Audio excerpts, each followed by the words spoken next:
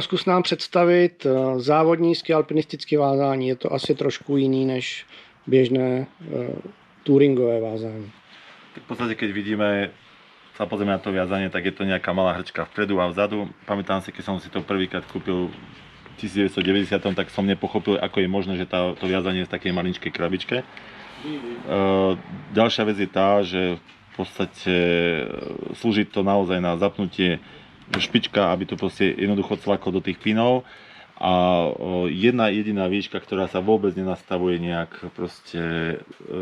nejak výškovo, ako bežne turisti používajú. Jednoducho tá karbonová topánka alebo tie špeciálne pretekové topánky, pre nich stačí úplne absolútne jedna výška a nemusíme nič viacej riešiť. Takže v podstate, keď idem lyžovať, potrebujem si odokryť tieto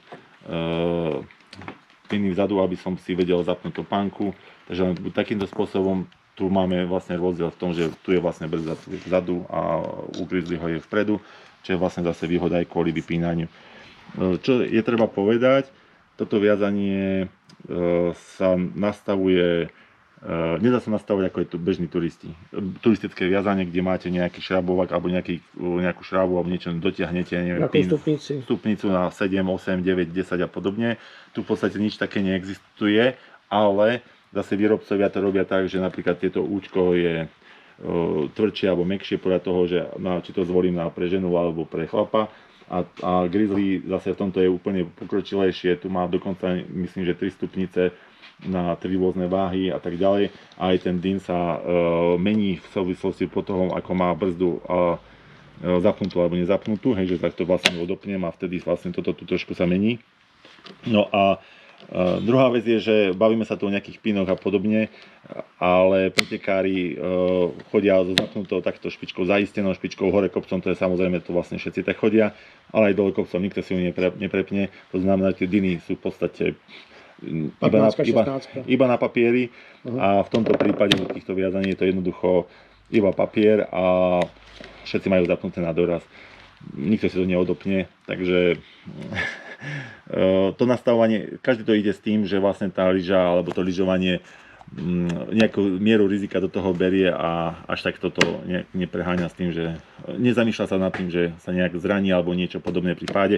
Treba ale povedať, že tá lyža je o mnoho mäkšia a podobne, že to nie je pri tých pádoch až také náročné, tie síly možno, ktoré vznikajú, aj tá lyža je proste aj tenšia, ľahšia, kratšia ako nejaké bežné turistické lyže alebo skialpové lyže, také širšie, kde sú tie síly o mnoho väčšie, takže možno až preto až tak veľmi často nedochádza nejakým takým, že problematickým nejakým úrazom alebo zlomeninám. A když chceš závodit na nějakých mezinárodních závodech nejvyšší úrovně, tak to vybavení musí mít nějakou certifikaci?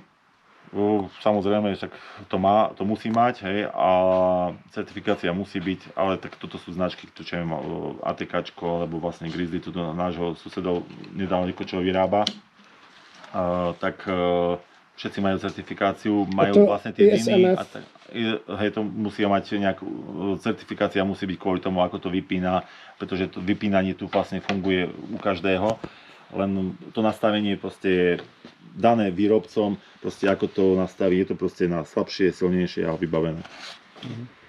Před několika málo lety bylo zavedeno povinné vázání s brzdami, což předtím v závodech nebylo. Jaký byl důvod?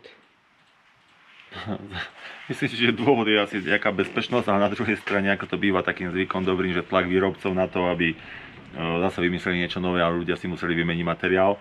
To je také jedna taká možno taká stránka, ktorý sa na to niektorí pozerajú. Asi tá bezpečnosť je jednoznačná. Je pravda, že... I pro diváky. Aj pro diváky. V podstate, ako náhle niekomu spadne lyža, niekde mu ujde do neznáma. Samozrejme, keď je v žlabe, tak to až tak nevadí, ale aj niekde na zjazdovke, tak ono to môže byť dosť problém. Aj keď v podstate skialpinisti by sme mali chodiť viac menej mimo zjazdoviek. Je pravda, že zaviedli sa brzdy, ktoré sú v podstate posledné 3 roky na svete pri takýchto malých viazaniach pretekových. Je faktom, že tá brzda je trošičku taká ošemetná, že až to brzdenie nie je možno také, ako sme naučení na nejakých zjazdových lyžiach. Proste tie brzdy sú aj tenšie, aj kratšie a podobne. Niektorí to vyriešili rôznym spôsobom.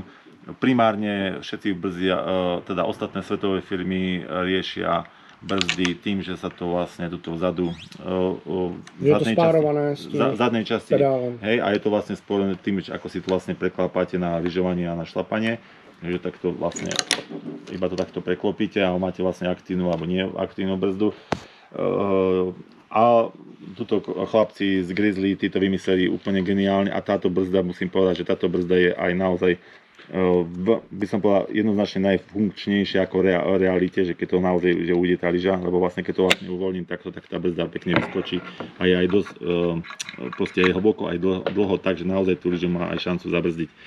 Takže toto sa mi naozaj na tomto veľmi páči a tá jednoduchosť ovládania je to úplne super. Takže len to som chcel povedať, museli to vymyslieť, jednoducho teraz sa to zavádza všade, teraz je taký najväčší problém pretekári, ktorí majú vlastne nakúpené staré výstroje, tak teraz riešia to, ako to riešiť vlastne s brzdami, tak sa vymýšľajú kadejaké podložky, nejaké také špeciality na to, aby sa tam dala brzda nejak dala dať dodatočne, ale v podstate dneska potom všetko to skončí pri tom, že si musia kúpiť viac menej, keď chcú udržať nejakú váhu, v podstate nový komplet viazania a už aký model si zvolia, tak podľa toho majú tú brzdu.